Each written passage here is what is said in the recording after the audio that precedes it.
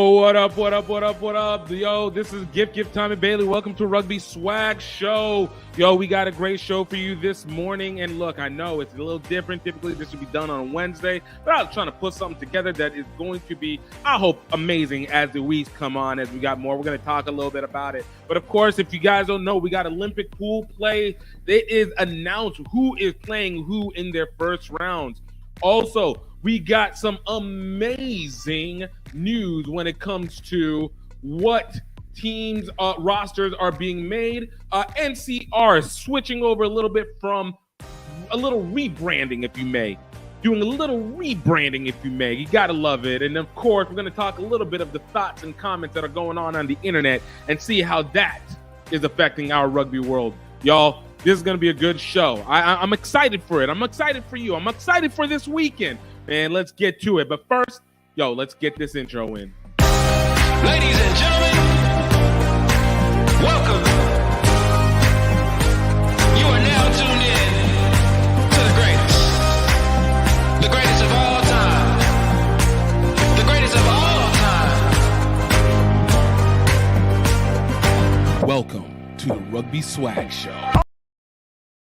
Welcome to Rugby Swag. My name is Gift Time and Bailey. Of course, this is a show where we talk to people about the opportunities they have found, created, or taken advantage via rugby. And we let you know about what is going on the daily news and rugby and keeping you on the up and up, man. I love it. My name, obviously, Gifted Bailey. And, yo, we got a great show for you today. But before we get started, y'all, I really would appreciate it if you guys would go ahead on the YouTube page, go ahead and like, subscribe, and absolutely comment. I'm loving the comments that are being made so far. Enjoy the conversations, enjoy the interactions, man.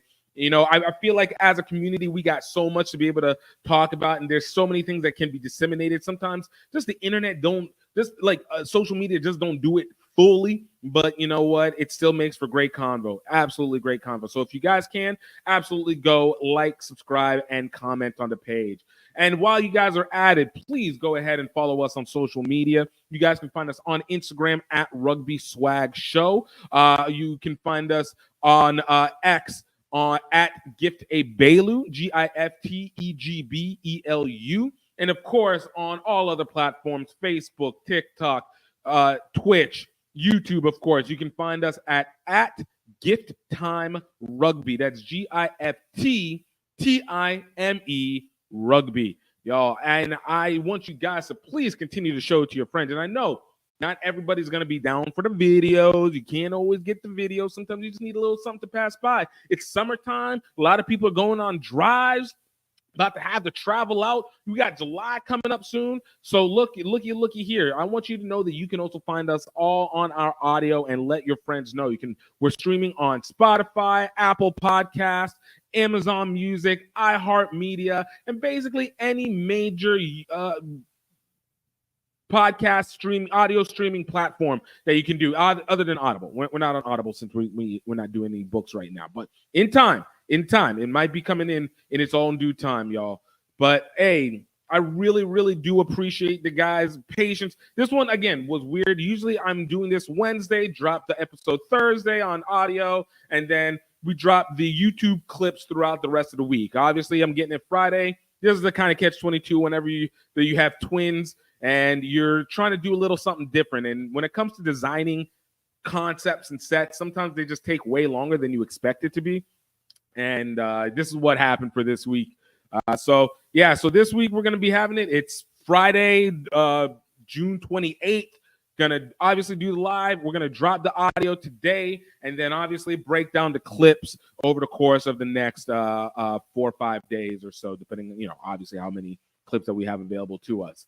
So I hope you guys are able to stay patient. Thank you for all that. Yo, let me not hold you guys off on any more of the story. Let's get to it. Let's first get to some of our sponsors. You got to take care of those who take care of us, and we'll be right back. We're going to be talking about Olympic pool play. Y'all, it is here. We got an idea of what's going on. Yo, let's talk about it. This is Gifted Bailey with Rugby Swag Show. We'll be right back. I'm going to let you get back to the show in a moment, but I want to talk to you about our sponsors, Health Enhanced Foods, the best specialty flours in the business. What does that mean for you? That is the flours that allow you to be able to get the nutritious need from your bread make. That's muffins, bread, croissants, whatever, pancakes and muffins. It will give you the opportunity to be able to get the best while still being able to eat like you wanted to. We have various amounts of products available for those who have special dietary needs to those who are looking for a special health outcome. And of course, because they're part of the Rugby Swag Show, we want to let you know that you got a chance to go to healthenhancedfoods.com and use code Rugby Swag to be able to get 20% off your first order. Y'all, this is something that you're going to need. You got to build up, have your energy at the best, be the maximum. It's 2024. Let's do the best. But now, I want you guys to get into it. Let's get back to the show. Oh, welcome back. Welcome back. All right. So we are talking Olympic pool plays, man. This last weekend was amazing. Look, I got a chance to watch the Repechage, obviously. You know, shout out to both China and the Springboks for finalizing their spot in the Olympics, man. And this was as good a repechage as you could ask for. Honestly, because of the fact that there were teams that simply I did not expect to be there, such as South Africa and Great Britain. You know, we had teams like Kenya and China who had been in it last Olympics and were now fighting for that finalized spot. So we got a little bit of a shift of what is going to be used for this year's Olympics, who's playing for this year's Olympics, while getting a really good competitive play, and it legitimately was. I want to kind of go over it a little bit on the back end, just so that we can actually remember. Let's recap this a tad bit. All right. Look, whenever we had it for Pool A for the women, we had South Africa, Chile, Tonga, Mexico. Then for Pool B, you had Great Britain, Canada, Uganda, China, and then I'm sorry, this was for the men. And then you had Spain, Hong Kong, China, Brazil, and Papua New Guinea. Now, of course, if you guys remember last week we talked about it, Papua New Guinea had to be disqualified because of the fact that they just couldn't have the documents. They didn't have the money to be able to go, but we still were able to see it. And then for the women, you had Kenya, Argentina, Samoa, and Papua New Guinea playing Pool D. Papua New Guinea obviously out. Uganda, Hong Kong, China 7, Paraguay, Jamaica in Pool E, China 7, Poland 7, Czech, and Mexico. Now, I talked last week about the teams that I really thought were going to make it, and honestly, I got to give myself a lot of credit because I was pretty goddamn good with this one, man. Like I kind of got my first places. Pool A, I absolutely thought South Africa and Chile were going to come out of that. Again, the biggest surprise in this whole thing is that South Africa was in that repechage fighting for a final spot, as opposed to being able to shout out to Kenya for knocking them out of the Africa Cup. But South Africa and Chile won their pool. Great Britain, I had Great Britain and Uganda actually winning out of the Pool B. And to my absolute surprise, Canada men really decided to show up. Finally, it took them, I don't know how many months, how all year to actually be able to do something. And now they're finally being able to do it. And, you know, shout out to them. This was the only pool that really just kind of had me kerfluffled in the entire time. But Great Britain and Canada ended up at the top two. Uganda ended up going in because of Papua New Guinea no longer being in the play. So there was one spot remaining, and Uganda ended up taking up that spot.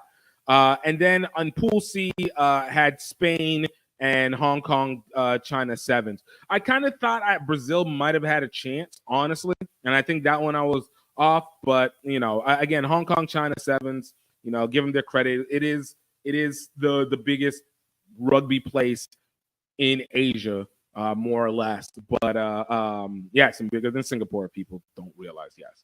But for the men, that was them. So, who moved on to the quarterfinals was South Africa, Chile, Great Britain, Canada, Uganda, Spain, and Hong Kong, China. And then for the women's side, this one I was pretty accurate on.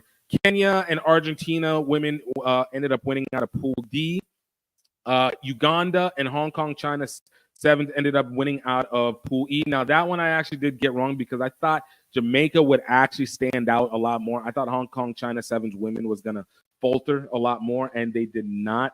The Paraguay played a lot better than I expected, beating Jamaica, which was sad to me. But Uganda women really came with it, and I'm so proud of them. because of the fact that, again, I've talked about it. I'll talk about it each and every episode if I can, that this is an up-and-coming program. They are just a little bit of dollars away from being a dominant force. And, even though the men did not perform to the level that that would, you would think is like, oh, man, they're going to, go in a championship round. I didn't expect that, but I did expect that Uganda women were going to be in the mix, and Uganda men were going to be competitive. And they thankfully were competitive enough to be able to make it to the quarterfinals. And then you had in Pool F, China and Poland, which, again, nothing was really surprising coming off from that one. If you guys know, like, China had already won the Challengers Cup, already gone to HSBC 7's promotion, so you knew they were going to be good. And then Czechia and Mexico, I had not heard anything great about them, but Poland I did, and Poland lived up to its billing. That being said, I was properly humbled when it came to talking about Czechia. So out of that, because, again, Papua New Guinea was no longer in the mix, they were able to add one more from another pool. So who moved on to the quarterfinals was Kenya 7s, Argentina 7s, Uganda 7s, Hong Kong 7s, China, Poland, and Czechia. Well worth it. Great pooling on that. So we got to the quarterfinals, man. And this one was really, really where it came down to it because, again, for the women, my prediction beforehand was I thought it was going to be China versus Uganda women in the finals. And I did assume that it was going to be the Springboks. My heart, my brain told me the Springboks had to go in. And then I felt like Great Britain I thought Spain was going to actually be the contender against South Africa. And, shout out to Great Britain for trying to get a little bit of a 2016 Olympic rematch, quasi-finals rematch out of that one. But all right, so quarterfinals. We're gonna break it down. I'm gonna keep going through. All right, quarterfinals for women. Yeah, China going up against Paraguay. Also, Paraguay made it through. I forgot. Against Paraguay, absolutely assaulted them 31-0. Really wasn't a close game. Then you had Poland 7s going up against Hong Kong, China. 38-0. Kenya 7s up against Argentina. This one was a legit good game. Kenya really was able to just barely make it through because of bad kicking. Argentina's kicking held them back on this one. And I'm really glad Kenya was able to get through. It was a squeaker, one of those last second plays. Woo, you felt it in your heart. Kenya went on, win 15-12. And then Chechnya, which this one hurt my soul. This one hurt my soul because I was looking for the All-African Cup a little bit, but it was okay. Chechnya defeated Uganda 22-0. And honestly, I do feel like this one was a factor that Uganda just wasn't ready for day 3. Like 2 days of hard playing rugby is one thing, but whenever you have to wake up for that third day, like I feel a lot of these teams really started faltering because of wear and tear. Like the teams that really ended up making it through were teams that have been in this position multiple times over. So when we ended up seeing China taking on Poland, China absolutely dominating through, was getting stronger. And mind you, China had already been on a streak. They'd been on like a 25-game winning streak with, I think, one loss that had their last loss or so. The team that broke their streak happened to be Kenya, which made this even better whenever you saw Czechia going up against Kenya in the semifinals, which literally was another kick game. Kenya was squeaking out these moments. But that finals play, China really said, we're getting our vengeance on this one. Ended up winning it 24-7. China moving on. Good. No, this has been a good year, 2024 for China. Not only did you win the Challengers Cup, not only did you get your promotion back to HSB 7s for next year, but now you are also back to Olympic eligibility, which means that China team is going to get funding like a mug again, because, China love to be able to hyper-fund their sports programs so they can, continue to work their way into being the top echelon in sports in that manner, hopefully. And again, have a third consecutive appearance in the Olympics as well. So this one, but I won't lie, the Kenya loss also made me sad because I forgot about Janet Okelu. If you guys look at one of my old videos from 2020 Olympics, like I thought she had one of the best celebrations out of it. And I was really excited to have her go and do it again. But, it's okay. Sometimes it's just That's the way the cookie crumbles, it's how it goes. And then for the men's side, now again, this was always about what the heck are the Springboks doing in this position? Like, again, I give shout out to Kenya men for, despite all the issues that are going on in Kenya right now, the protests and the financial issues, the elections, these Kenyan men came out and absolutely did their damage up against South Africa back in March, I think in Mauritius during the Africa Games, and absolutely was able to get their qualifier out of there because the South Africa team, it was so weird seeing them needing to battle for their final spot. But they did take on Uganda first in the Africa Bowl, the Africa quarterfinals. Uganda falling to South Africa 28-0. Canada was the big surprise in this one. I did not expect them to be contending because they've been terrible this last year. Like, I'm talking about the last 12 months. Absolutely have been faltering. The women, for sure, but the men had been sucking. And they ended up going up against Chile and beating Chile 24-19. And this is an up-and-coming Chile team that has been slowly getting their groove back. They found a way to systemize their rugby program similar to what Argentina does, and obviously it allowed them to get a Rugby World Cup qualification, allowed them to be able to get almost, I think, relegation into HSV7.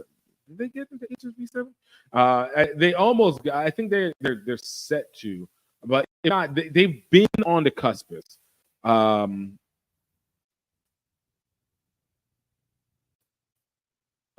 They've been on the cusp.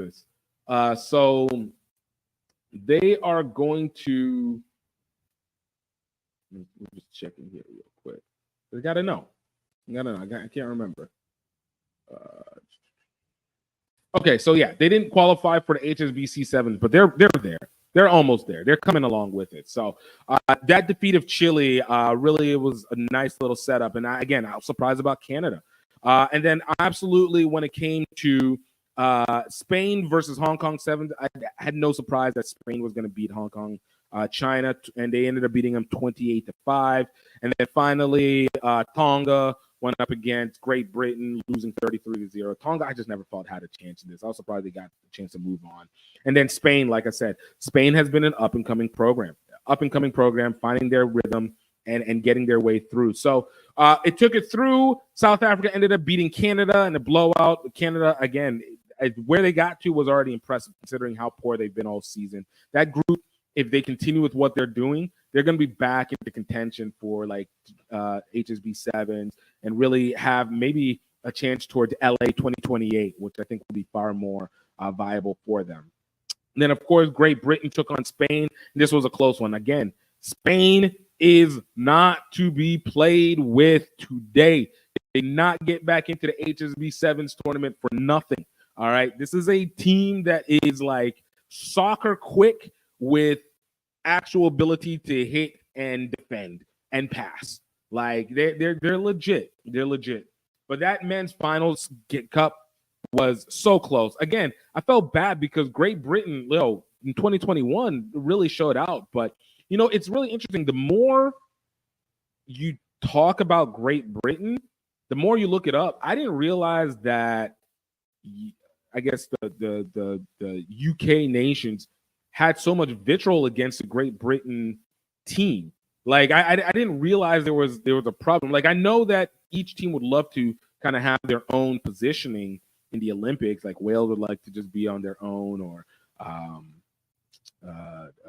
Scotland would like to just be on their own, and England has notoriously been. But whatever it is with the Olympic Committee, like Great Britain, UK has to kind of come together as Great Britain, obviously, other than Ireland, and perform for them as a grouping. Even though I did find it weird that they did play the national anthem as "God Save the Queen" for England. That one, I, as a Welsh person, I would have been insulted, and as a Scottish, I would have probably really punched a wall. So I get the vitriol, but like, I always feel like when it comes to the Olympics, like there's a moment wherever you just kind of separate out where you are absolute rivals to just being like, yo, we got to go kick everybody's ass right now. And then now we'll go back to hating each other again later on. But, they don't have to worry about it because Great Britain men did not make it into that final spot. So brings us. It's okay. It's not that big a deal.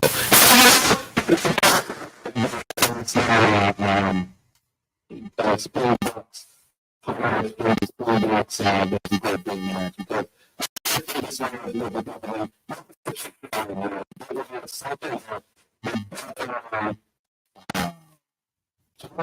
can't be underestimated. I think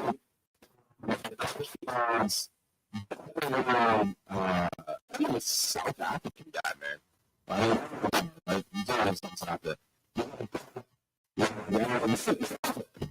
Here we go. Let's pop this up. And here they come, out on the Stade Louis II, South Africa and Great Britain. Carlton Arna alongside on commentary for the Cup final. Worthy finalists, these two. Something's got to give. Robillard again. Selvin Davids using the kicking game for Q and Norkia, and it sits up beautifully for him. The vision of Davids. Get there quickly to Barretto to secure possession. Here's Waddleton. Oh, that's a good carry from Ethan Waddleton. Almost got through Lades. Now Charlton Kerr for Robbie Ferguson. The captain's in the corner. Shit. Actually, no, he's climbing high. Over on the far side, but it works out again for Silton Van Beek. Right place, right time.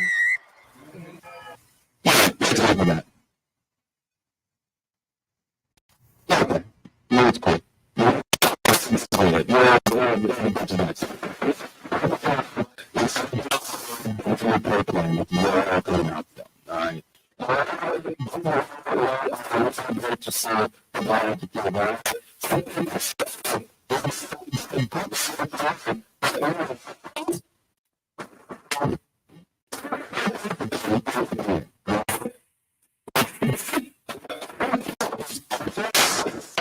it's cool.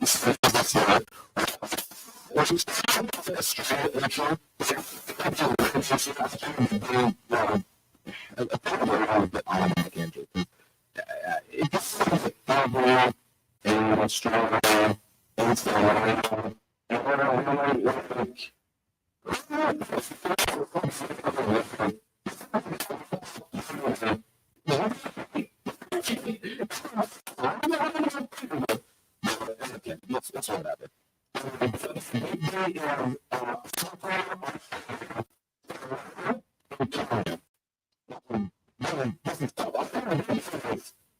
Crazy.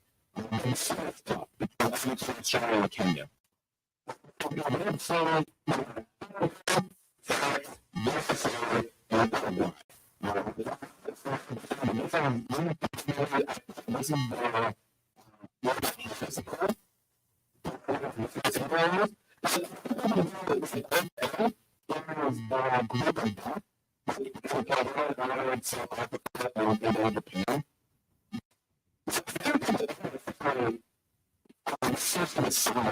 Simon, most solid players, like it's just ridiculous.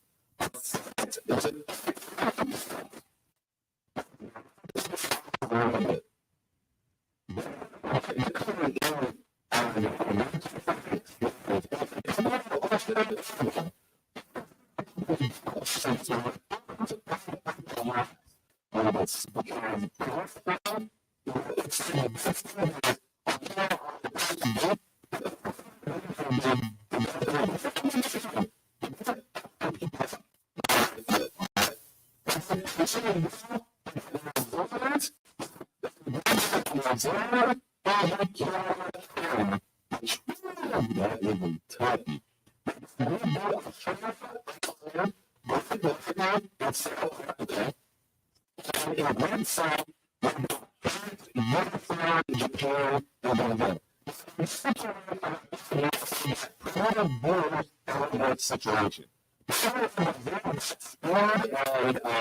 What you call it?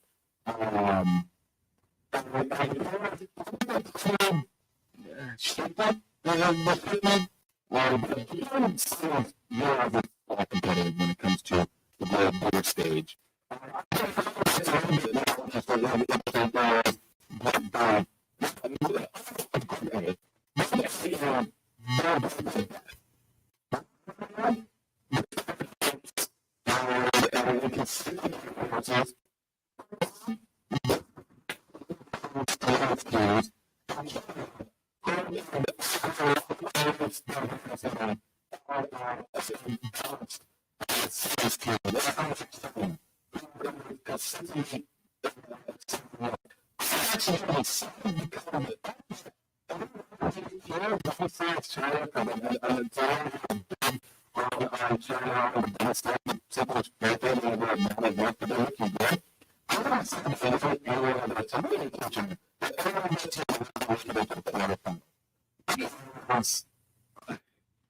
Yeah.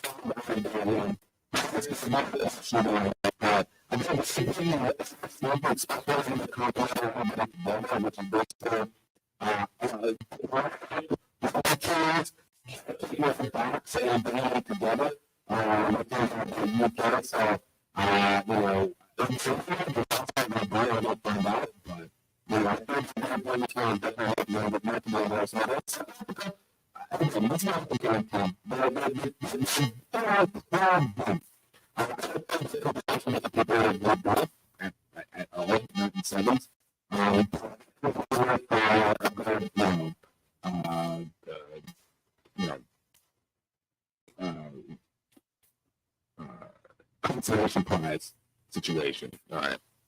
So,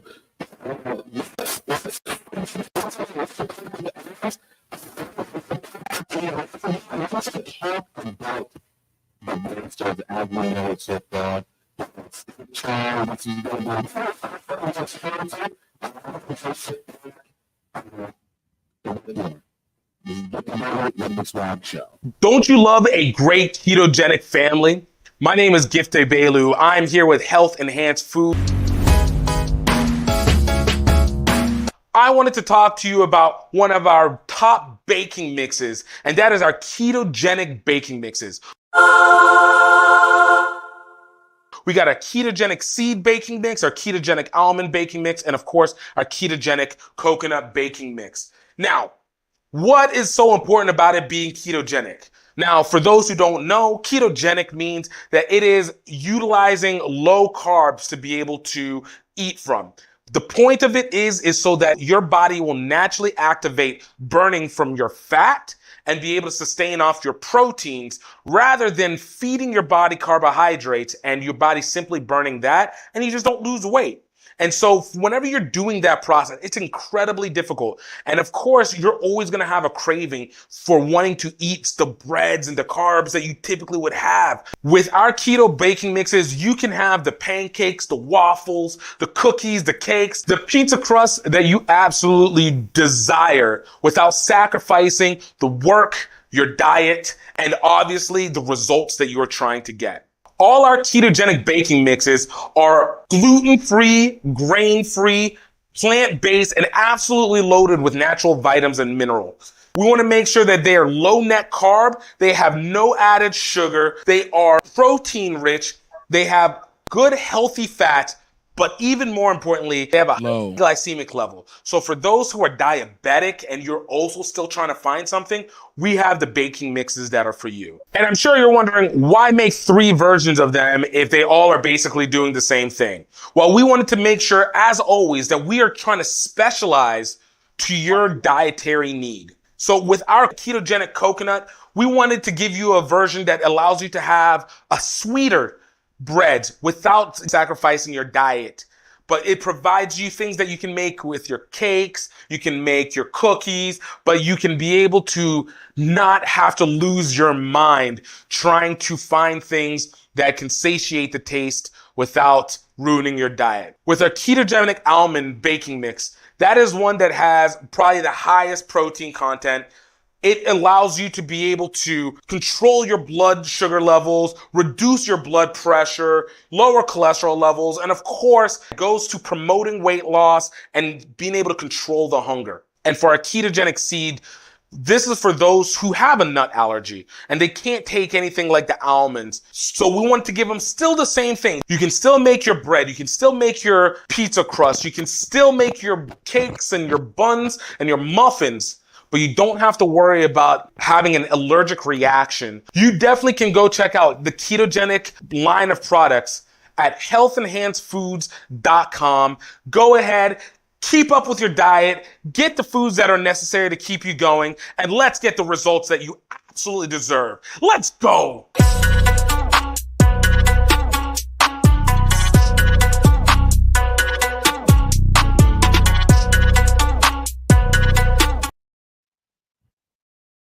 All right. Okay. Whew. We got a little something going on here. All right. I'm trying to make sure we're doing something a little different than we normally do. But I think it's gonna be good. I think it's gonna be good. All right, there we go. All right, there we go. All right, cool. So, all right, y'all. You know, as I said, I wanted to make sure this year that we were going to be tracking what is going on within the Olympics this year. And I think we have a very special situation, obviously, because of the fact that, it's roster watch, baby. I don't have an intro for this yet. I'm gonna come up with an intro for it later. This took a while to just put together on its own. You'd be surprised. You'd be surprised how long these things take. But look, I wanted to make sure that we are able to pick up and follow. So I want you guys to enjoy this segment, Health Enhanced Food, Paris 2024 Olympic Rugby Rosters Tracker. Hold on, let's get that Rugby Rosters Tracker music going on right now. Wait. All right, y'all. Put this over here. All right. So, first and foremost, we're going to go take a look at the women's Olympic rugby rosters first. I think this one, we got a few that we've already been announced. We're still waiting for the announcements. So, as we talked about in the last segment, we have Pool A, which is including New Zealand, Fiji, Canada, and China, right? We want to make sure. Now, as of right now, we officially only know one roster out of this pool play. I've said before, this might be one of the hardest hitting rosters for the women because of New Zealand, Fiji, and Canada all kind of going up against each other.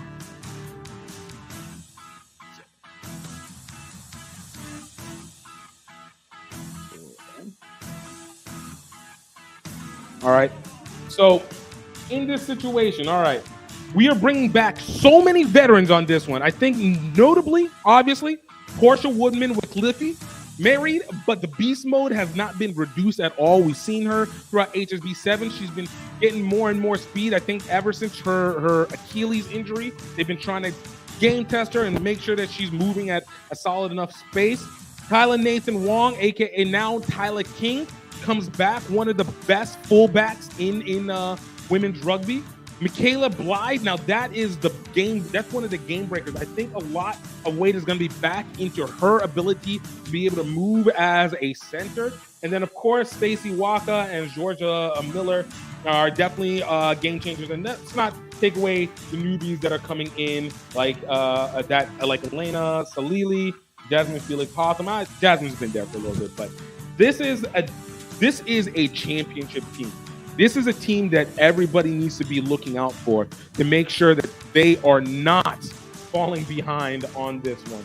I'm excited to see what is going to be going on with Fiji, Canada, and China, because that is going to make a difference on how we can be able to compare who's going to come, especially when it comes to Canada. Canada has already shown that they are capable of beating New Zealand. They've shown that they're capable of being one of the best, and I think they're looking to try and get more than a bronze that they did in 2016 and make up for the absolute fault of a situation that they got in 2021 and 2020, 2021. All right. So, yeah.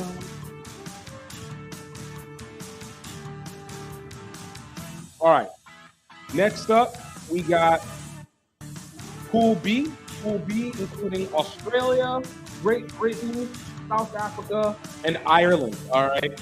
Now, for this one, I do know that we at least got one roster that is set for it within Ireland. And pretty prototypical roster for them. Let's see if we can take it to the side. So for them, obviously, they got Lucy Mohall Rock, newly married Lucy Rock, captaining again. This will be her third consecutive Olympics. Great veteran leadership that's playing out through that. Same with Stacey Flood coming in through. I always forget how to say her name, Beeban Parsons. Now that she has been one of the most dominant forces, not just on seven, but also in Premiership Rugby for the women's side. This is a team that, again, has always felt like Scotland in the Six Nations. They're good enough to get in. They can compete with anybody, but for whatever reason, they have a hard time getting over the top. But they did win at least one HSBC Sevens series with this similar roster. There's a lot of confidence, and especially in terms of trying to get into that top two spot. I do feel like this team has the ability, depending on what we can expect from this Great Britain team, depending on what we can expect from them, this team really has a chance to get back into the top two. Now, we don't technically have a roster ready for Australia. They haven't officially said it, but I think there's a few people that we can already assume is going to be a part of it. Charlotte Cassidy, captaining, of course, per usual. Again, third consecutive Olympics, will absolutely be there. Faith Nathan, the speedster, the wing, absolutely is going to find herself a consistent force in it. Madison Levy, who's going to be actually captaining the team again. Again, third consecutive Olympics, and she's been an absolute beast all year round. All right, and then I think her sister Tegan Levy will also be a part of that. This team has won the HSBC Sevens for the women's side. This team has absolute cohesion. They've been together. We're talking about almost consistently for almost 12 years, maybe 14 years. Yeah, almost 14 years of almost being together, more or less, especially with Charlotte and Faith Nathan. Like, this is going to be a better team. Now, we still got to find out what the rest of the other rosters are going to be, but I do have confidence that they're going to end up coming out on top of Pool B. But again, depending on who we see from Great Britain, I do feel like that's going to make a difference on whether Ireland is going to be able to make a shot. Experience, cohesion is going to be everything with this Olympics. And then we got Pool C, which includes USA, France, Japan, and Brazil. Now, for the U.S., they were actually the first team to actually come out and give us their roster. We talked about it a little bit last week, but I'm going to still note some of the highlighted people. Nia Tapper and Lauren Doyle coming out as co-captains on this one. Nia Tapper has been captaining all throughout the HSB 7, basically, and even for the last couple of years at that, too. So she has a far better handle than I think she had in 2020 and 2021, especially coming off the COVID year. I did feel like she had been a little slow, but I think she's gotten most of her speed back at wing, and I think her force and power is back to where it was when we met her back in 2016, 2017, 2018 at what would be her proverbial peak. Also, we getting the return of Ileana Marr. Obviously, everybody knows her because of TikTok and everything, but the truth of the matter is, absolute beast of a prop center. She's absolutely a game changer in terms of bringing into competition. Now, and then obviously we also have Christy Kirsch, speedster, Ariana Ramsey coming as a second consecutive Olympics this year with far more experience. The first time She literally came off of a COVID year, out of college, basically like a year of sevens, and then was allowed to be able to be on the Olympics and just wasn't overtly that effective. But I think this year she's shown she's gotten about 4 years to be able to improve. She's been able to impact. And then, of course, the return of veteran Alette Kelter, who's coming in for her third consecutive one as well, alongside Lauren Doyle and I believe Christy Kirsch as well, too. And then bringing in at the travel side, Chris Thomas, Nicole Haverland, who have been in the back-to-back Olympics as well, too. So this is a good squad. Now, the biggest worry, obviously, is not – I don't feel like their worry is going to be in pool play. Their biggest worry is going to be what happens when they get into the quarterfinals. It's Australia that has been the weakness for this team on this. Now, like I said, we haven't gotten all the rosters, but there is at least one person that I know for sure will be on the roster, and that's Thalia da Silva Costa from Brazil. Now, mind you, I don't believe that Brazil is going to end up coming out of this pool. I think it's going to end up, we're going to do a constellation that's involved with Brazil and Japan. That being said, Thalia da Silva Costa is definitely a player to watch. She is blazing speed out of Santos, Brazil, which is just a haven for athleticism. All right, I think that's where Ronaldo is from in soccer. And there's just a whole bunch of athletes out of that area. Espírito Santos, that's the name of the whole thing. But Thalia da Silva Costa, I predict pretty much so, is going to end up being in the roster. But again, we got to find out what the rest of that roster is going to end up looking like. All right, now looking on to the men's Olympic rugby roster. All right, Pool A, we talked about it. We got Ireland, we got the Springboks, we got Japan, and we got New Zealand. Like I said, I think a lot of people have noted this one as this is going to be the pool of death this is going to be the pool of death for the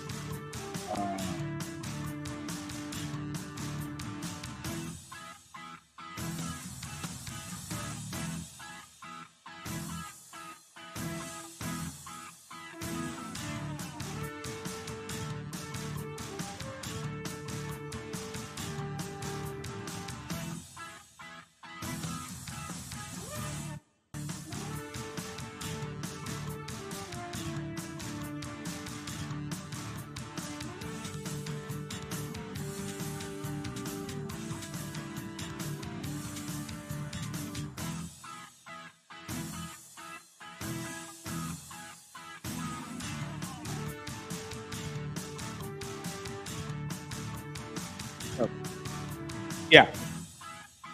This is going to be the pool of death for the USA, for the men's side. That being said, we only know we know two of the rosters that are coming off of that. There's a strong feeling that the roster that we saw for the Repechage is probably going to be the same one, the Blitz, the South Africans are going to use, but we don't make assumptions until they make their official announcement. So as of this moment, we do know that we got Ireland coming in. This is a sneaky good team. They did win one HSC7 series. Notable people, Harry McNulty coming back as captain. And we also got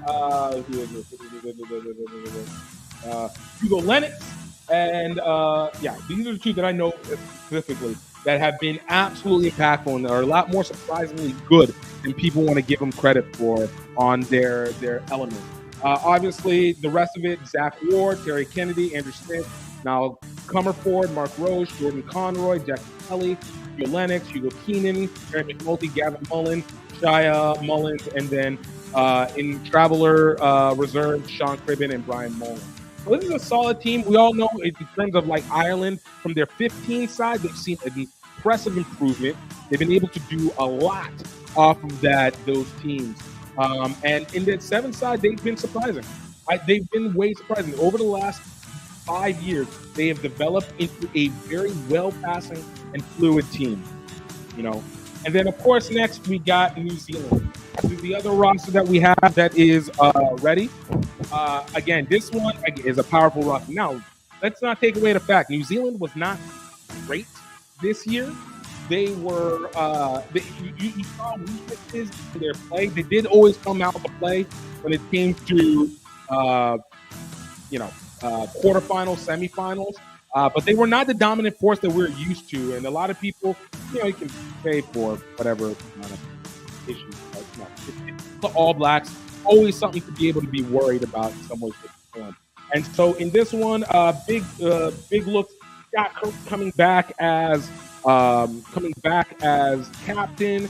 Dylan Collier always is a threat on the breakaway, man. But New Zealand is bringing Tony Nakua, Tapea Cook-Savage, Scott Curry, Moses Lamb, Ngori, McGarvey Black, Reagan Ware, Dylan Collier, Faye Garnapo, Leroy Carter, Aquila Rocco Lisoa, Andrew Newsub, and Brady Rush. Like, this is going to be a tough team. What happens with this Springboks? What ends up happening with this Springboks is going to be the difference on what happens here. This is very similar to Pool A in the women's side for Ireland. Pool A for Ireland. Like, again, you're dependent on what could arguably the second best team is going to do. And that's going to win. So for Ireland in that the women's side is Great Britain, and for Ireland in Pool A for the men, it is the Springboks going through. All right. And then last we got Pool B. Next we got Pool B: Samoa, Kenya, Australia, Argentina. No rosters have been pulled out for that one. One can make the assumption that with Argentina, they'll probably put the similar side that they did with the HSBC Sevens, a great speedy side. And with Kenya, again, they had a lot of new guys that have come in for Kenya. We had a big retirement of guys back in the 2023 season. So this is kind of a young, fresh, excited team that's going to be coming in, but they don't have as much veteranship. But I do have high hopes for them because the last couple of times they've been in the Olympics, it felt almost like they were just happy to arrive, but they weren't interested in competing. And so this year, I feel like this is going to be a team that is going to be interested in competing, and that's going to make a difference. Obviously, Australia being a part of this, Samoa. I don't have the biggest faith. Obviously, you can never underestimate what Australia is going to do. Don't know who's going to end up being in the roster as of this point, what the finalization will be. But they're always going to be a spoiler. They can either be one of the best teams or one of the worst. It makes no sense. They have no middle ground over here. And then Samoa, I think they're going to play spoiler to somebody here, but not in a term that they're going to be competitive. I think this is good that they are allowed to be in the mix. And then finally, we got Pool C with USA, Uruguay, France, and Fiji. And I said that this one is arguably probably the other pool of death. A lot of people look at Pool A simply because of the fact of traditional powerhouses. But this is a lot of up and coming. So Fiji, who has won the last 2 Olympics in a row. All right, they're looking to go for the trifecta. I don't know if they're going to have it because of the fact that I don't really feel they are set up for it this year. They haven't been as dominant as we've seen in the past, but they can't be underestimated. Size, speed is just undeniable. France, now this is one, and we'll talk about that roster because of one player, arguably the best player in the world, being possibly a part of this team. And then Uruguay, who's been up and coming, they are spoilers, big spoilers. And then we got the U.S. And a lot of assumption is that the U.S. should make it out of this pool. Right, we should make it out of this pool. And let's talk about it in terms of what our roster is looking like.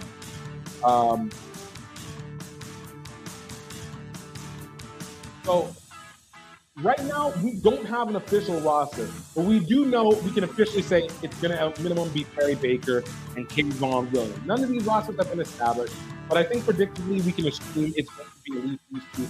Kayvon is the captain. Perry Baker on his last rodeo, so this is his hurrah. This is his last chance to get medal in the Olympics in rugby. So I don't know what's going to end up happening here.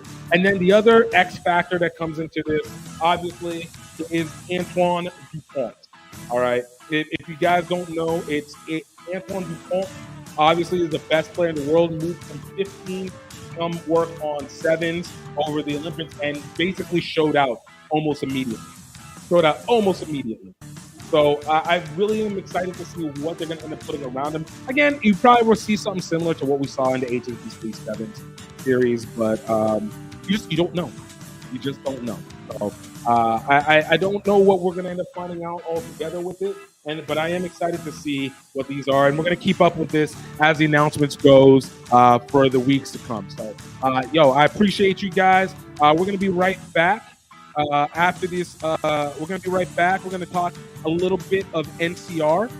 But in the meantime, y'all, just stay tuned. Let me know what you guys think. Let me know in the comments what you guys feel about these positionings you got playing so far. And, we'll talk about it, man. This is Gifte Belu with a Rugby Swag Show, and we will be right back. Buckwheat is changing lives. My name is Gifte Belu. I'm here with Health Enhanced Foods, and I want to tell you about one of my favorite products on our shelves, buckwheat baking mix. Buckwheat is a seed that is incredibly nutrient and protein dense. But what makes it even more important, that buckwheat baking mix is absolutely gluten-free. A lot of times whenever people have buckwheat mixes, they actually even hold wheat inside of it. So you know it's not fully gluten. And if you're a person that is celiac or diabetic, or you're just really trying to be health conscious, it's not something that you want to have to worry about. What makes our buckwheat baking mix even more important is that it is versatile. You can use it for pancakes. You can use it for waffles. You can use it for making loaves of bread. You can make it for cupcakes. But what helps even more is that it is allergen-free. It is nut-free. It is dairy-free. That there is no additional additives in it. There's no leavening there, so that if you want to be able to raise your bread, you can put in the baking powder yourself and get it fluffy. If you don't, you absolutely do not have to. You get the bread that you love without the cost to your health. You can absolutely find buckwheat baking mix at healthenhancedfoods.com. Absolutely check it out. Get your nostalgia back. Get back to eating and loving the way that you are, and absolutely get back to the energy that you know that you can get without having to destroy yourself. I'm looking forward to seeing you get it. Let's go.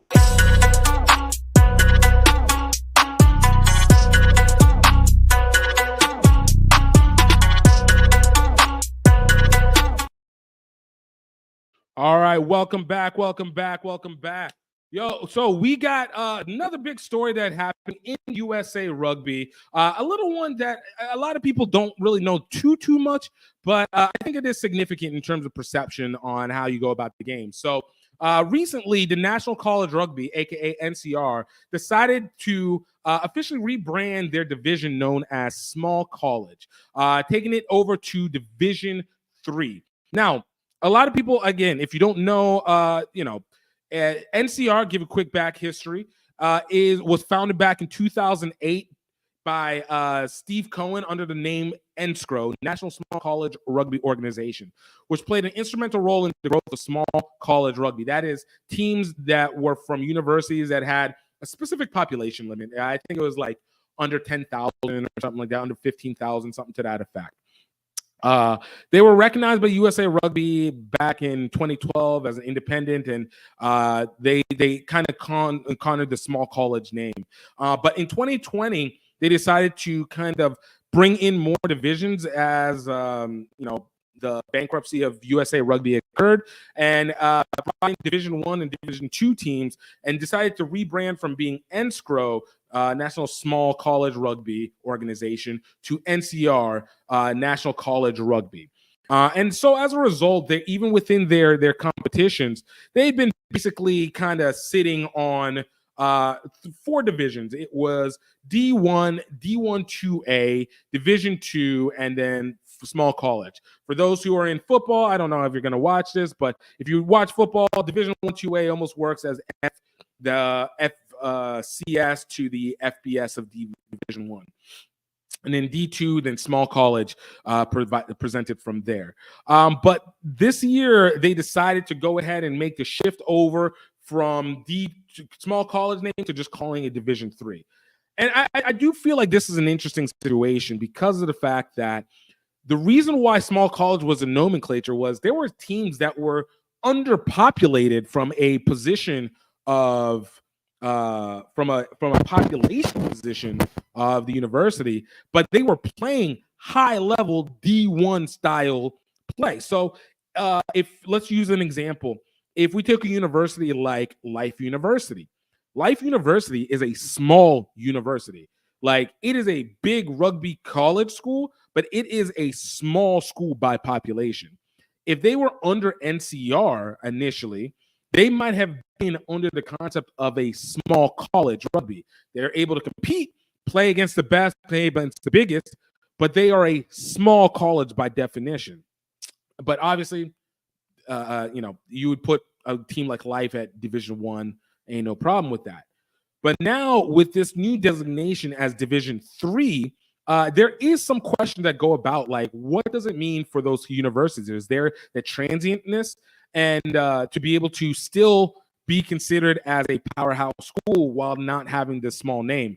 And I think that's where I think that might be the reason why they also made this change. Now, Jeremy Treese, who is the CEO of NCR, he said that the Division III name is well-known and respected in collegiate sports. By aligning with this established nomenclature, we aim to make collegiate rugby more accessible and recognizable, fostering stronger connections with fans and administrators alike.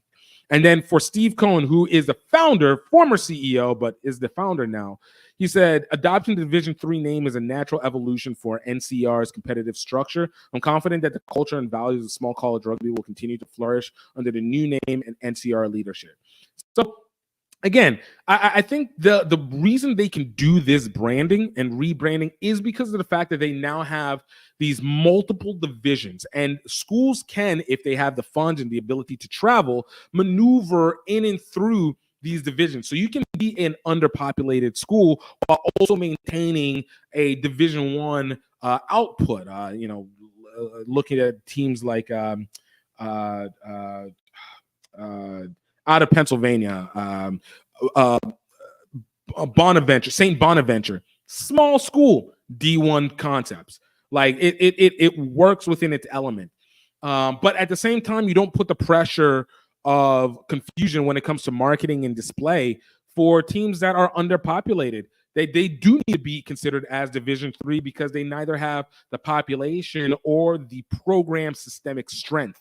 We got a couple of our HBCU teams like Howard University and Morehouse College that are under this nomenclature itself, where they are a developing team, but and they have a lot of upside, but they're not ready to be considered obviously in Division II, 1-2A, Division I.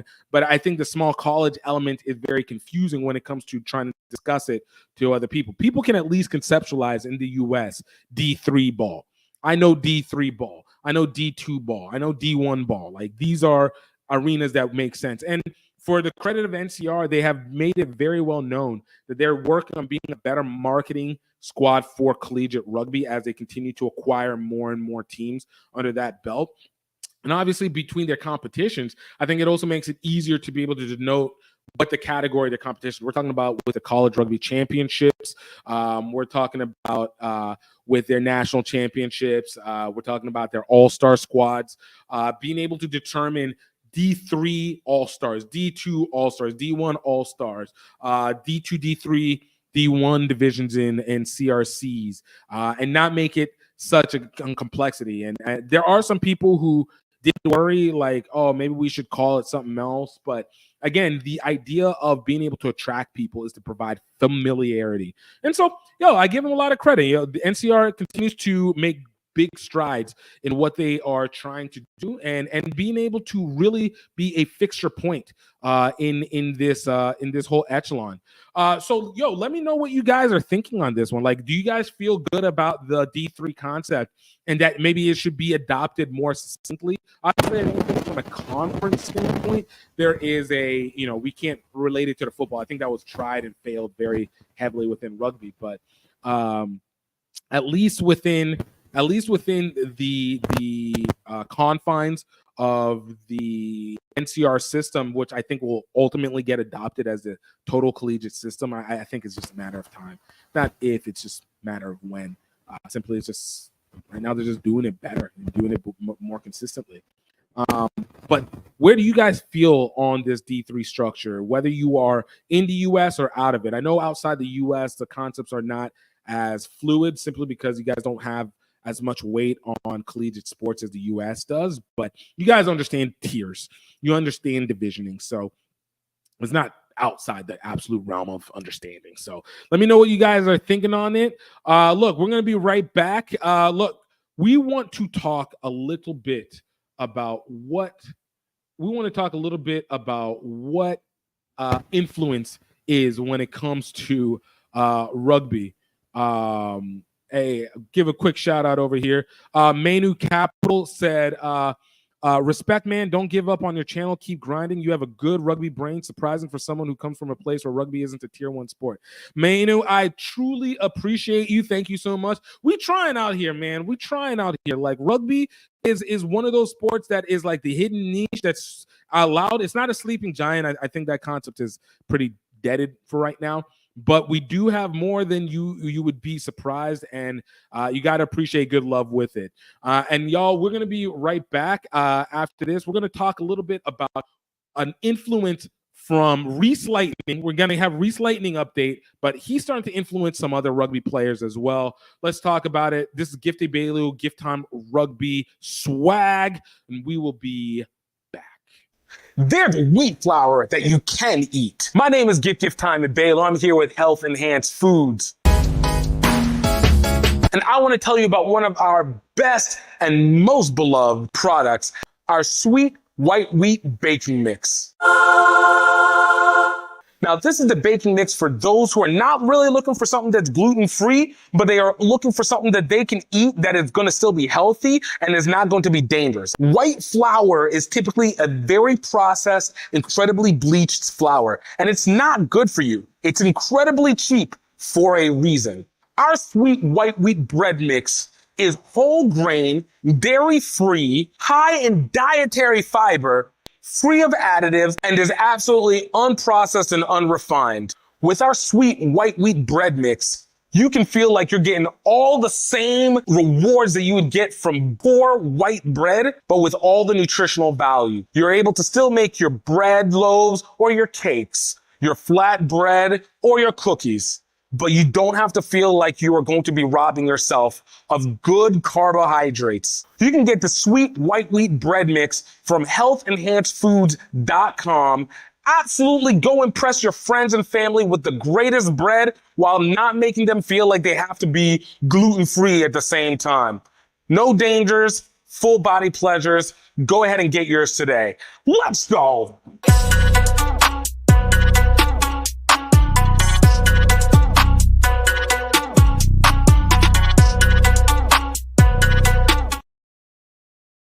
All right, welcome back. All right, man, look, we haven't done a Rees Lightning conversation in a while, and I think this one is really important, and it's good to get an update. But because it's Rees Lightning, you know what we got to turn on. Rees Lightning!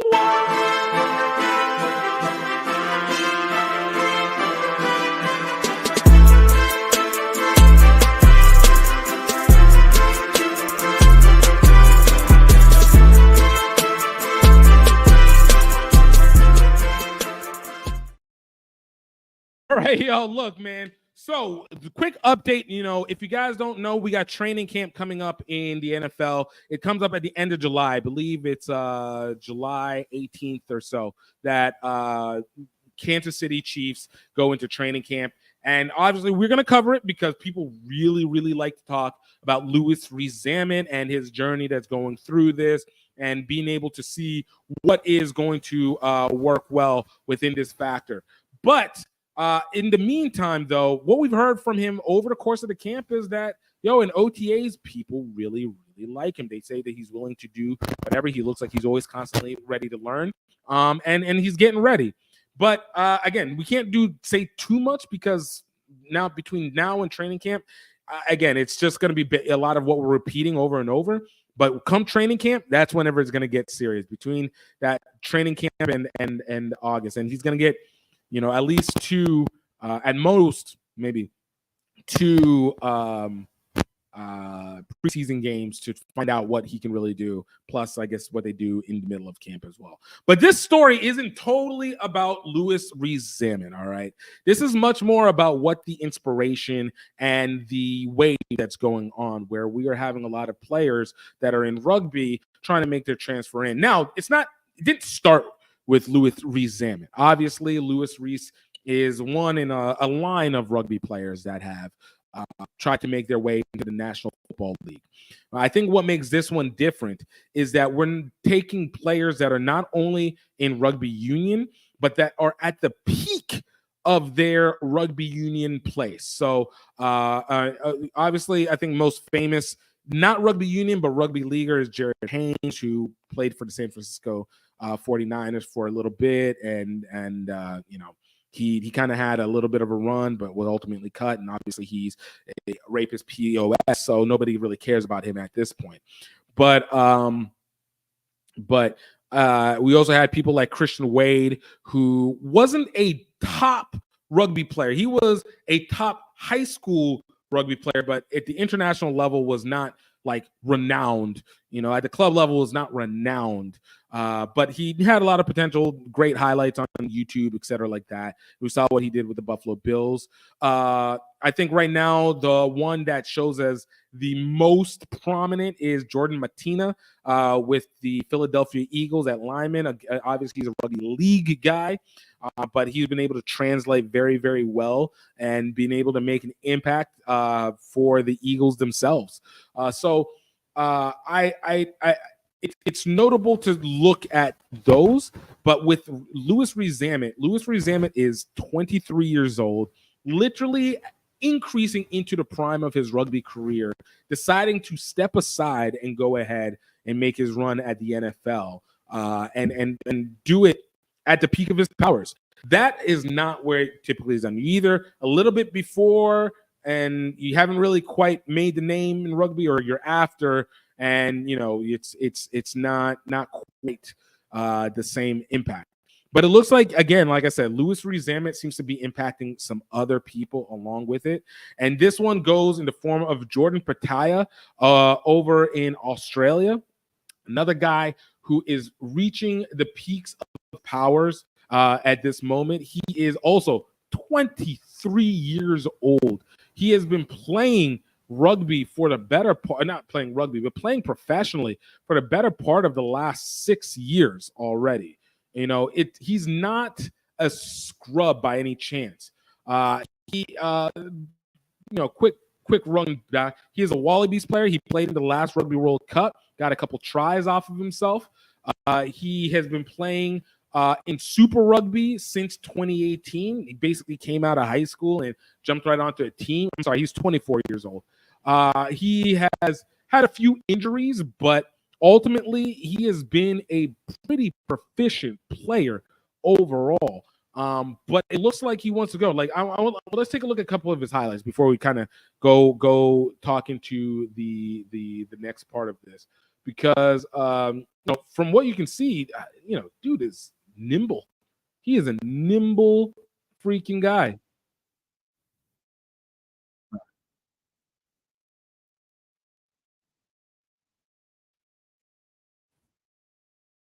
All right, let's jump this one in.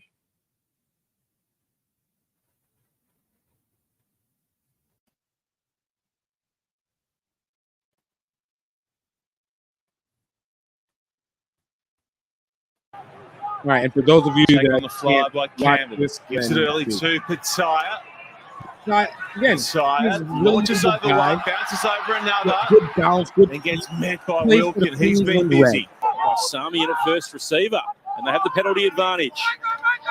Here he is again. Out the back to O'Connor. First touch, long floating pass out to Pataya. Pataya, inside ball to O'Connor. By Adelaide, we're told. Pataya sets sail across field. Going to get across the field. It looks like he has good awareness. His eyes up front. And that's been intercepted.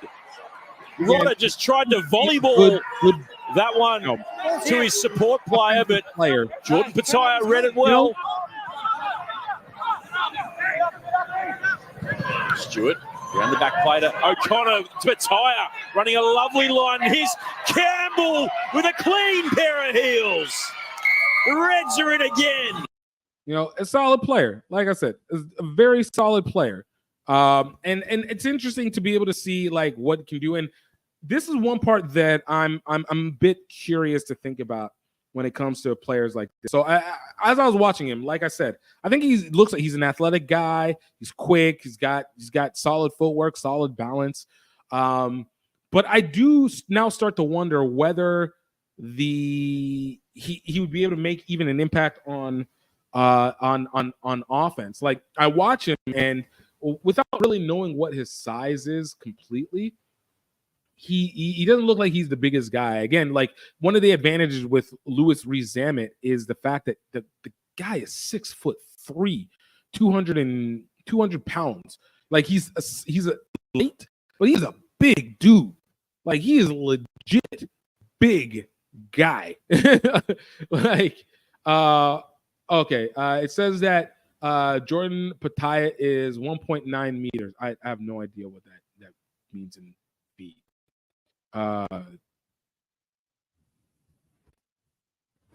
So okay, he's 6'2". Okay, he's also a big guy as well too. All right, so okay, never mind. I take that back. So he's a big guy, but even still, he's a slender guy. Obviously, needs to learning the position. But I do wonder if there's a chance that they move some of these guys and find them back in defense. Because there's like I get it for Rees-Zammit, put him at running back, put him at wide receiver, use his hands. But for something like Jordan Petaia, I would love to see him get work at safety, get work at cornerback. Now, cornerback would be particularly difficult because of the fact that you need really specialized footwork to be able to do backpedaling and shifting your hips and rotating your hips in time with the play so you don't get burnt. And of course, the knowledge of being able to have kind of a 180 awareness of your surroundings so that you can be on the jump on these balls. But I'd love to see a person like Jordan Petaia get work at safety, where I think he would be able to make a bigger impact, because I look at him and I don't see a wide receiver. I don't see a running back out of him. And he's too small to be a tight end. You know, maybe, you know, if he was maybe 220 pounds, 230 pounds, maybe. But I would love to see him get play on the defensive side. And I wonder if there's going to be even a push for some of these guys to go work on the defense, because there is far greater value in that rugby tackling skill. And still with you have hands for ball handling, like you can do some damage with that. But it's good to be able to see. It's interesting to see these guys kind of leaving at the peak of their powers. 24 is really young, and I don't know. It also speaks a little bit to the state of rugby, and especially rugby union. I know Australia has a really hard time with rugby union right now because rugby league is just absolutely boat racing them in terms of entertainment and population development and growth. But man, you know, losing some of your best up and coming players, which according to even Eddie Jones in Australia is difficult enough to find because the domestic side is so messed up. I find it a little bit daunting to see where these guys are going to find their way and fit in. But, you know, I wish them the best of luck. Let me know what you guys think. Like these guys crossing over and really trying to see if they can, you know, play NFL. Like, do you feel like that's good in terms of the state of rugby itself? You know, do you feel like there is maybe even a worry that that you could end up losing some really top tier talent that could begin to restrict the game? But of course, there's only so many spots in the NFL.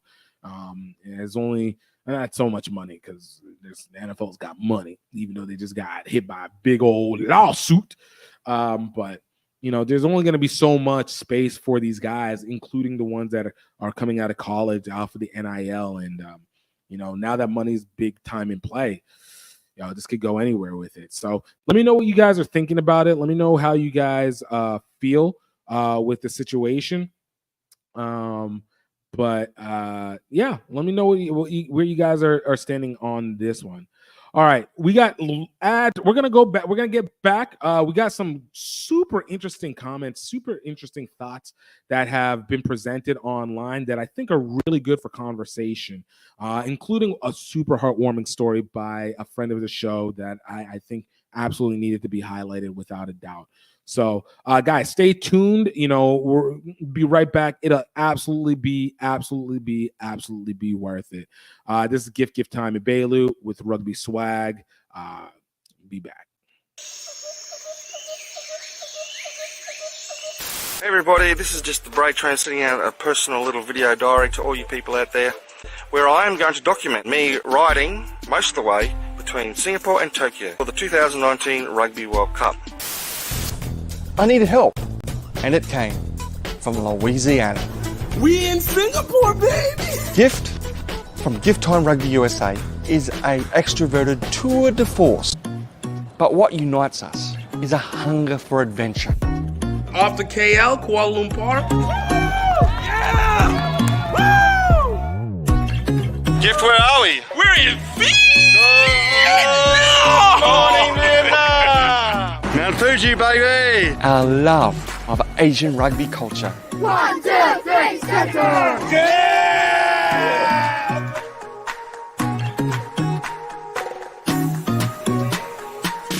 Rugby is starting to develop here in Cambodia for women as well. Valkyries, the mighty, mighty Valkyries!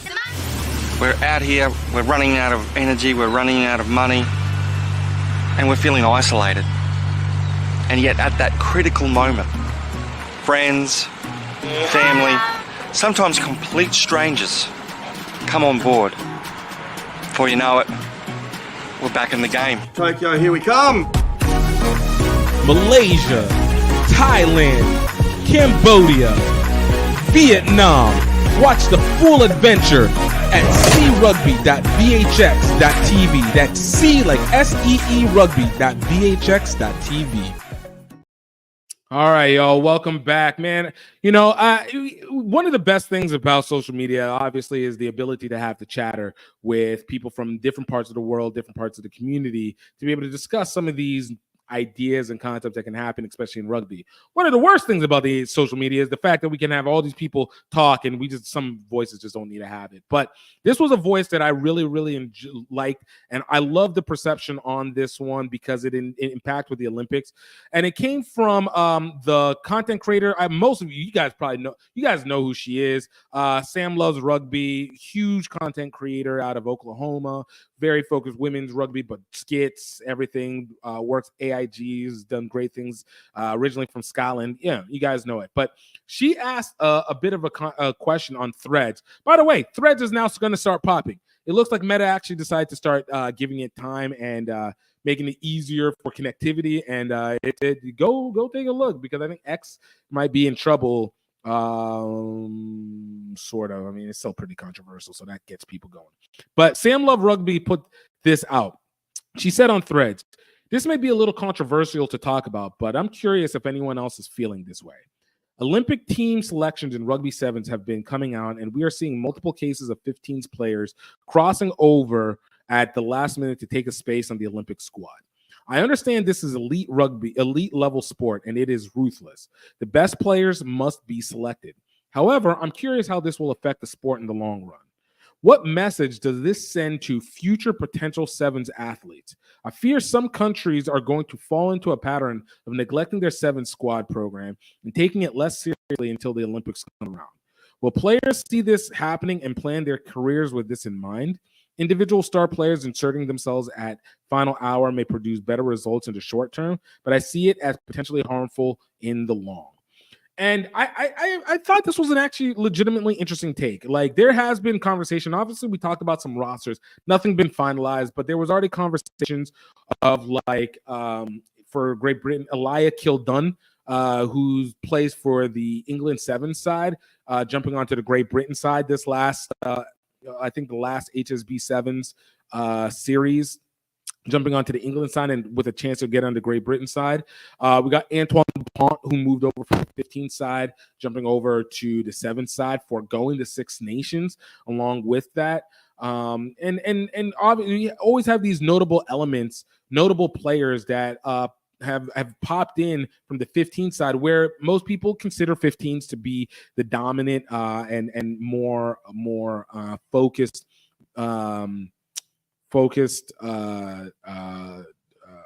code of rugby, and then sevens, though sevens is now significantly more serious because of the Olympics, to be a little bit more still to this side. You don't have your best players there, but when it does come to the Olympics, everybody wants a chance to not only play for the country but to get a chance to medal, and especially as an elite athlete, that is amongst the Super Bowl of dreams to achieve, to be able to get an Olympic medal representing your country, and then being able to have smack talking ability for 3-4 years before needing to do it again.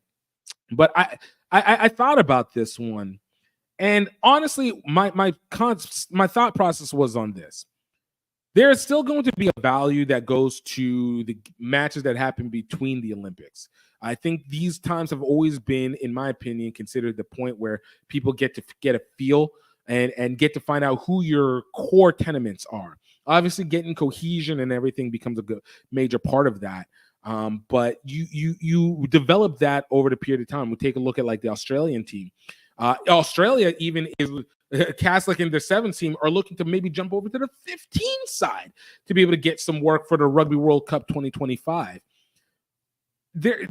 You're going to only have so many people that you can build a core. You're not going to be able to, create a horror team in essence. That's just a compilation of random players at the final hour going into the Olympics. It's proven too much. It doesn't work very well. But at the same time, I think it's really important that the 15s and 7 sides do combine into each other. I think there's legitimate reason for the 15s players to wait their moment, because within the 15 season, you still have the Rugby World Cup that you're prepping for. You still got your regular test match, and you also have club rugby that's happening at the same time, which on the other side with the 7s players, though they have more games per tournament, and their tournaments go over the course of, a 6 months period, most of them aren't typically playing club rugby at the same time. So it's not like they are they're overtasked. And we do want to see the best get played. And so we see that a lot in 15s. Now, the other component of it that I think is important is the marketability. I see it with New Zealand. Like, you have your guys that are in New Zealand rugby 7s, and some of them have made a name within New Zealand rugby 7s, like Scott Curry. I think McElhane, from who was captaining previously, I think for the last Olympic Games. Tim, I'm sorry, not Tom. Tim. You have guys that have made the name in it, but at the same time, man, as a fan, I want to see the guys that I see on a regular basis. Like, I want to see those dudes come out and ball out, because they're not sitting around doing nothing. Not like they're coming off the street. We see them doing work. Now it's just a chance to be able to represent for the country. And to be honest with you, to some extent, it's an all-star. I think that we look at those 4 years and it's like, okay, what's the all-star competition of the total body of work you're doing over these 4 years? Like, in the same vein, I want 7s players to be playing on Rugby World Cup teams. I think there's been a huge chasm that is missed whenever you have your 7 stars not playing on Rugby World Cup teams, and you have your 15 Rugby World Cup stars not playing on 7 Olympic teams. Like, I think those work for marketability and giving us the all-star kind of concept that you get. Again, I understand rugby works within the guise of cohesion, consistency, and rhythm. But if you have guys that know rugby and play rugby at a high level and are amongst the top 0.5% of players, they'll translate over most of the time, especially in your not especially in your backs. I think, and I would love to see some forward. I would love to see a Jamie George go and be on the Great Britain sevens team. I don't know if the conditioning would be there, but man, he would destroy at the prop side. Obviously. Now, some of that is a little bit wishful thinking, but I do think that there is a legitimate value, and I don't think that it's going to diminish the value of the 7 squads and the funding that goes to those 7 squads over the course of the 4 years. But because even within those 4 years, you're not playing the same people consistently. You always see there's rotations in. How many times do we look at like London sevens, or we look at Vegas sevens, or we get to freaking Singapore at the end, and we see like a whole different squad of young cats that are in camp and they're trying to get a look and see what's going. So it's not unusual that you would have people popping up and around at the final point. But I think over the long term, I think it's actually more beneficial. I think in the short term, only sticking with the 7 players that you have is the one that actually is only short term good.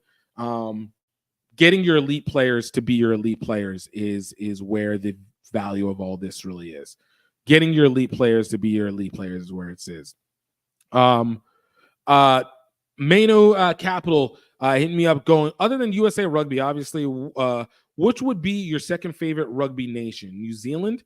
So this is, I'm going to say it crosses over within this concept, but I think when it comes to it, I like it with looking at South Africa. It probably is my top now. New Zealand was, but after they lost the guys from 2015, I just felt like they haven't recovered from, they haven't received that same swag level that they had. Like it's not the same. And South Africa really has kind of like got that.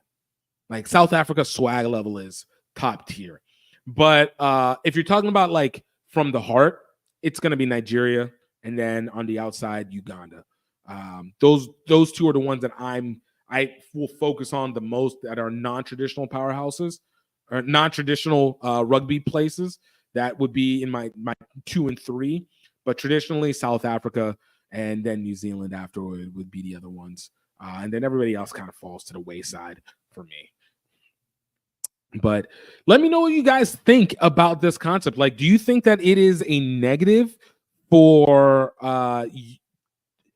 15s players to try and cross over to the 7s squad for the Olympics, or for 7s players to try and move over to the 15s for the Rugby World Cup? Like, you guys know, if you've been listening, one of my favorite all-time squads was the USA Rugby Women's 7s team, for USA Rugby Women's 15s team that played in the 2017 Rugby World Cup, that brought the 7s players from the best 7s player, Nia Tapper, Chris Thomas, Alev Kelter, Cheta Emba, over to 15 side and play with the 15th player and one of the most dominant teams. We know with New Zealand, they basically just go back and forth between 15 and 7s. Like, they just live on the flux. Australia is starting to do it. Like, I think it's the best thing. And from the men's side, I feel like the men have been coddled out of it. I think they've been coddled out of it. I think people go, oh, the women's probably isn't as strong, so the women can go both sides. No, I think the men have been coddled out of having to do both 15s and 7s. I don't think every guy needs to go do 7s, but I do feel like come Rugby World Cup time, come Olympic time, actually, I don't care about Rugby World Cup 7s. Just those two events. Those are the 2 biggest events in rugby. That is whenever we should see a coalition of marketing and talent and ability coming together. And that is crossing those 2. So let me know what you guys think on that one. And the next story I wanted to talk about was one that comes from friend of the show, Wendy Young, aka Your Scrum Half Connection. And it was a message that was done that I didn't even realize until obviously the message was put out there, about the significance of it. And it was about her wife, Tracy, who left a beautiful message. I'm going to read it out to you. So Tracy Young said, inspired by friends who have lost the fight and those who are currently fighting cancer, I've decided to become a living organ donor. I know this may come as a surprise, but it has been in the works for several months. We just didn't want to say anything until we knew it was for a sure thing. follow my journey as I head to New York City tomorrow. This was, I think, yesterday that I saw this. And to share my liver with a wonderful person. And this is what was the drop. Talk about a twist. Mike Tolkien, who I had no idea had cancer or liver cancer. It was wow. And for those who don't know, Mike Tolkien was longtime former USA Rugby Eagles coach, and has been currently been a scout and executive for the premier Rugby Sevens professional side. So to hear that is like, bro, like this is deep rugby community. Probably the most, whenever we say there's union, this is what I talk about in union, because that's a big deal. Mike, dropped a message in receiving. I'm gonna read the whole thing just because, this is wild. This is wild news. But a message from Mike Tolkien was on June 25th, so this was about 4 days ago. Hi, all. I wanted to take this moment to let everyone know the good news that a living donor has stepped forward, gone through all the testing, and been approved for the liver transplant surgery. I'm extremely grateful and fortunate to have received this gift. The donor is Tracy Young, whom many of you reading this may know. Tracy and her spouse Wendy and their son have agreed to commit to this magnanimous act. It is a great sacrifice for them and an amazing act of kindness. Words will never be enough to express my appreciation. I will forever be grateful to them for giving me this opportunity, one that many people unfortunately don't receive. In addition to the kindness of Tracy and her family, so many people have been selfless with their time and actions. It has truly been a blessing to know that so many people were willing to inquire and test to see if they would be a match. And even if they weren't a match, they were willing to step up to get this done. To those individuals most unknown, I'm equally grateful. While hundreds of great people were active in this endeavor, and I am sincerely thankful to each of you, I would especially like to thank my immediate family and my partner, Fabiola, for their endless support and prayers, which will continue tirelessly on the other side of this. My great friends, Kitty McNally, Bruce McLean, and Tim Walsh, who spearheaded this amazing effort and spent hours on the phone and on emails getting me to this point. No was never an option for them. Also extremely helpful in this effort were Dallin Stanford, whose initiative to appeal to his massive worldwide rugby network greatly helped my cause, as well as Friar Vincent Biaggi, SJ, Owen Scannell, and the PR7's team, who have supported me without hesitation through this process, and our great group at Rugby for All. Xavier High School was also amazing. Xavier High School, for those who don't know, was the high school where he was coaching, absolutely dominated, which is why he got the USA Eagles coaching position. Xavier High School was also amazing, especially Joe Sweeney, Jack Roslowski, and Shauna Gallagher Vega for pushing the word out. And so many of my great friends and former colleagues from 16th Street, supportive as always in spreading the word and offering whatever help I needed. They clearly embody what champions are and what men and women do for others. I know there are scores of people and groups whom I will never know of and intentionally remain in the shadow. To them, my prayers of gratitude and for their well-being, As originally articulated, the optimal situation was for me to get a liver transplant from a living donor, as it eases the recovery, makes planning easier, and allows the evaluation of the donor to be thorough. Amazingly, that has happened, and it is the best I could have asked for, thanks to Tracy and her family. And to all of you who have supported me, I also hope that we will realize how important organ donation is in helping to make people's lives better, and that we will consider getting involved in that process in whatever form it takes. I think he says, thank you. And hold on, I got to look at this up. I'm sorry.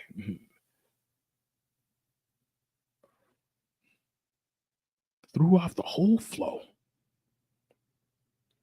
Thank you and God bless, Mike. Yeah. Okay. So I mean, I have no words. I have no words for that. It is.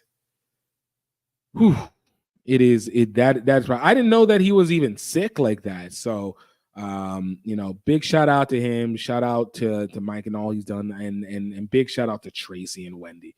That's a big deal. Obviously you can live with one liver, but doesn't make it any less significant, man. And that is literally cutting in and giving a piece of yourself to somebody else, literally.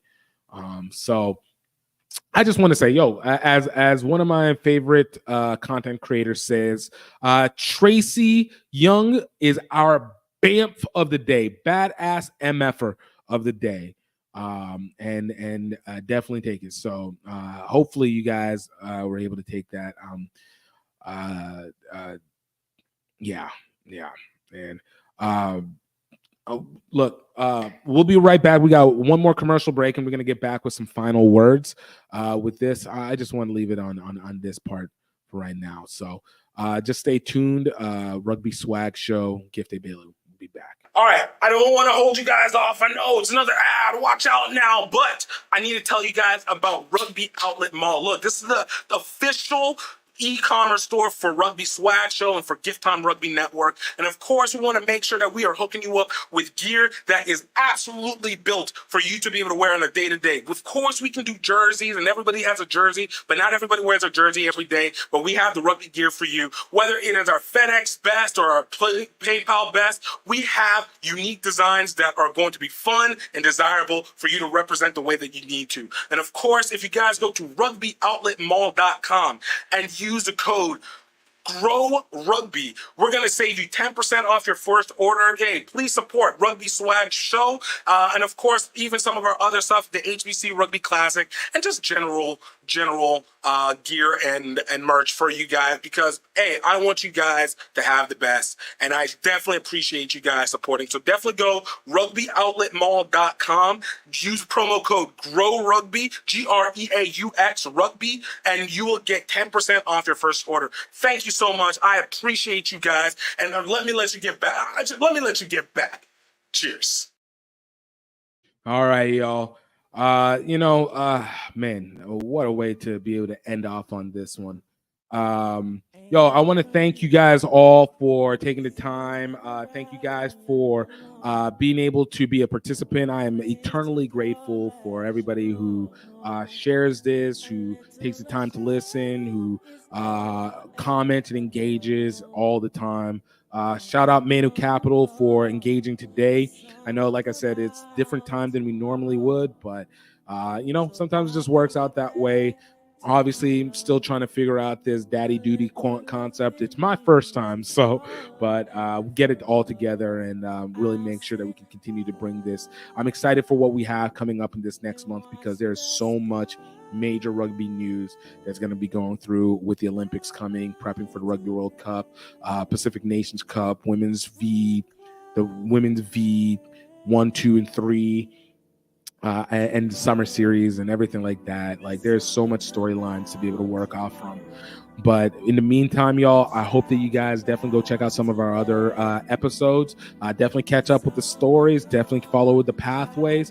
Definitely check out some of our interviews. We're going to try and really get back into that, especially going into this season. I've been really trying to figure out the timing, but it's all coming together in its own way, shape, or form. And we're going to try and make sure we keep it special for you guys, because you guys are absolutely special for taking the time for this. And I mean that from the bottom of my heart. So until next week, I want you to know, I hope that you guys are happy. I hope that you guys are healthy.